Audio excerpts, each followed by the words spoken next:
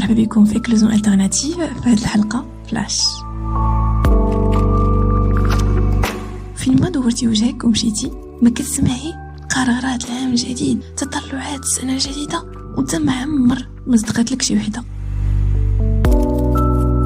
إلا كنتي في هذه السيتواسيون فراك في المكان الصحيح. غنتكلموا اليوم عن الأسباب الحقيقية لفشل المعظم ديالنا في تحديد قرارات العام الجديد، وقبل كل شيء عن الحلول الملموسة باش نحولوا هذا الفشل لنجاح. ربطوا الاحتمال ديالكم لأن قراراتكم هذا العام غادي تتحول من حلم إلى واقع. خلينا نتخيلوا بأن الرحلة ديالنا نحو تحقيق القرارات بحال شي مغامرة. عندك حلم مثير لهذا العام، ولكن في بعض الأحيان كيبان الطريق مضبب، وكيبانوا بأن قطع ديال البوزل ما كتناسبش مع بعضياتها كما هو مخطط. بلا كثرة الهضره نعطيك 5 ديال الأسباب وراء هذا الفشل وهذا التلعثم اللي كيكون في تخطيط قرارات الجايين. السبب الأول هو العقلية. نعم، العقلية. أنا كنتخذ قرارات ولكن العقلية ديالي ما كتبدلش. كنبغي نبدل نفسي ولكن المعتقدات ديالي هي نفسها. هذه بداية خاطئة. ما يمكنناش نستمروا مع ما لا يتناسب مع أسلوب الحياة ديالنا والمعتقدات ديالنا. واحد مولف كياكل الخبز ديما، هذا جزء من الثقافة ديالو. ما يمكنش يدير ان ريجيم ما فيهش الخبز، وما يستطيعش يستمر في هذا الريجيم لأكثر من 2 سيمانات. خلينا نشوفوا كتاب ديال العقلية أو مايند سيت بقلم كارول دويك. في هذا الكتاب كنكتشفوا الفرق بين العقلية الثابتة وعقلية النمو. كتعتقد العقلية الثابتة أن المواهب فطرية، بينما كتعتقد عقلية النمو أنه يمكن للمرء باش أنه يطور من ذاته بمرور الوقت. ليكزومبل ديال الناس اللي كيقولوا انا عظمي ثقيل ما عمري ما غنضعف، انا راسي ثقيل ما عمري ما غنتعلم شي حاجه، انا يدي متقوبه ما عمري ما غنجمع شي ريال. ستوب ات. السبب الثاني هو المقاومه. The War of Art ديال ستيفن بريسفيلد كينورنا على المقاومه، هاد القوه الداخليه ديالنا اللي كتدفعنا للمماطله وتجنب التغيير وعدم الايمان في التغيير والتعود على الراحه. كتبقى ديما في داك لا زون دو كونفور ديالك، وكيكون عندك شكوك على بوسيبيليتي باش انك تقدر توصل للهدف ديالك. تشتتات في الافكار، كيكون عندك دي ديستراكسيون، ما عمرك ولا كتكون مركز في الحاجه اللي كدير. كتعتقد بان ما عمرك ولا تقدر دير ولا توصل للهدف ديالك.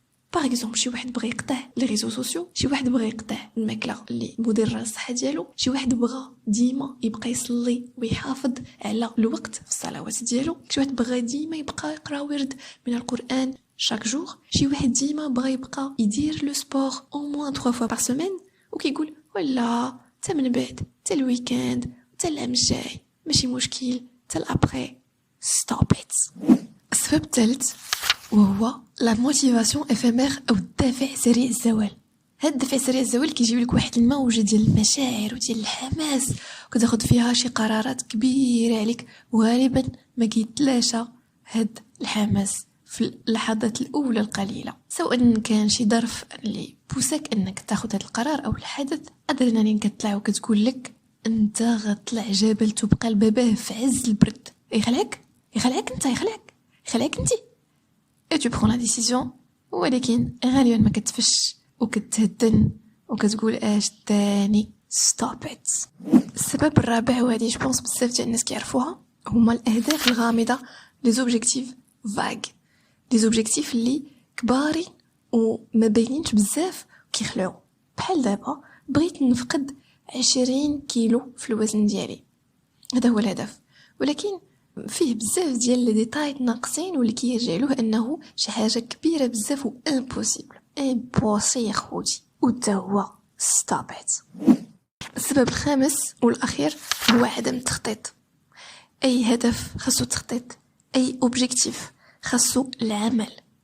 الا سافرتي في رحله بدون خريطه ولا جي بي اس ما غادي توصل حتى شي بلاصه، ولا غادي توصل شي بلاصه وغتكون مفاجاه زوينه ما كنتيش منتظرها، ولكن هذا لو فواياج هذا غادي يكون فوضوي للغايه، وداكشي اللي كنتي انت مقرر انك ديرو ولا تكتشفو غتكتشف حاجات وحده اخرين، ولا تو سامبلومون غتكتشف حتى شي حاجه لان ما درتيش الرحله اللي كنتي خاصك دير. وخلينا نعترفوا بان واخا الغالبيه ديال المغاربه سورتو في السفر ما كيديروش هذه القضيه، الا وانه شي حاجة زوينة وعندها واحد طعم خاص. ولكن في العالم ديال التخطيط والعالم ديال لو ديفلوبمون دو سوا والعالم ديال التقدم بالنفس ما هو احسن، خاصنا نخططوا. وفي الاخير التخطيط ديالنا ولا ديسيسيون ديال سيدي ربي، احنا ما كنعملوا الا ما هو متاح لنا في الحدود ديال القدرة ديالنا. اما ما هو يتخطى القدرة ديالنا فهو في دائرة القدرة الإلهية، خاصنا نكونوا كنآمنوا بها كليا. اعقلها وتوكل.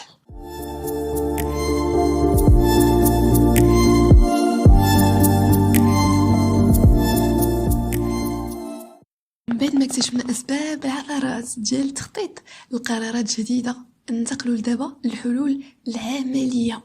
والنصيحة الأولى والكبيرة والزوينة هي خاصك تستمد من داخل النفس ديالك الإيمان بالسبب اللي كيخليك أنك تفكر في التغيير.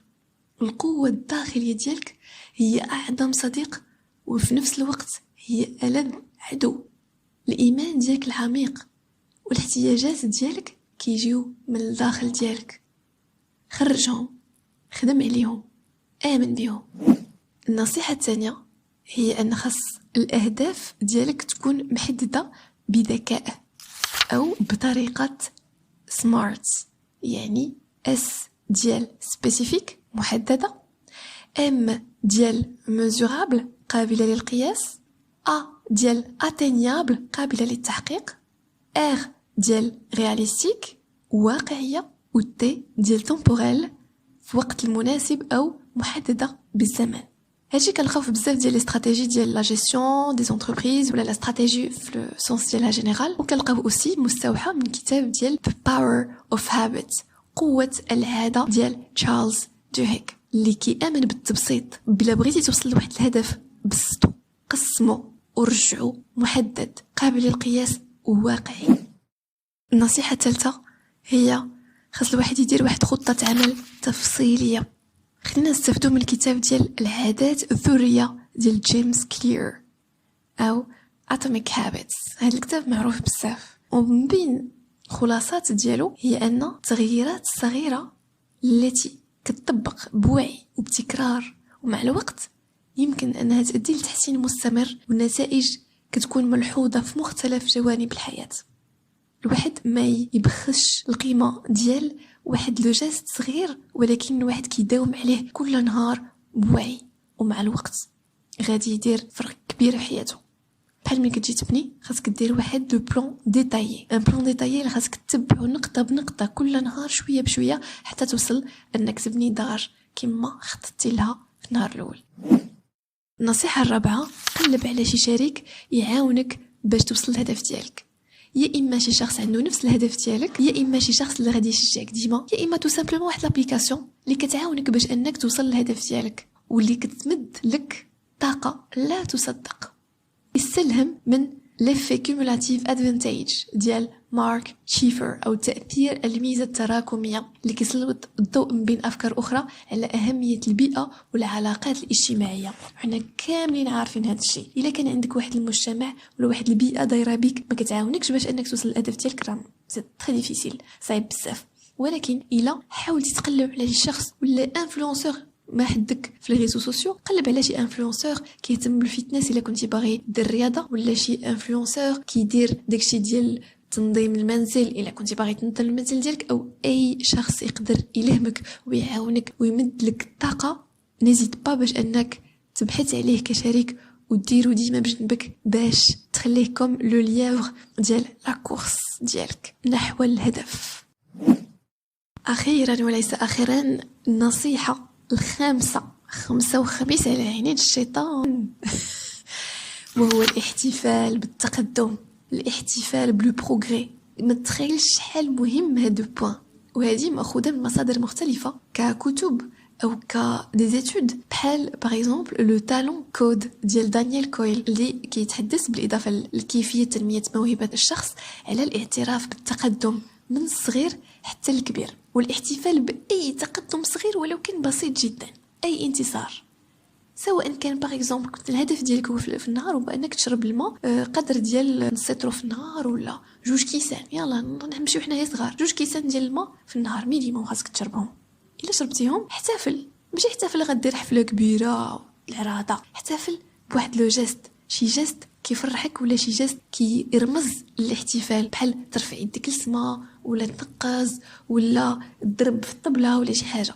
ليسونسيال انك ماركي داك لو بروغري ديالك ولا داك التقدم ديالك بواحد لا سيليبراسيون، وهذه مهمه جدا، كتعطيك تحفيز باش انك توصل للهدف ديالك ولو صغير.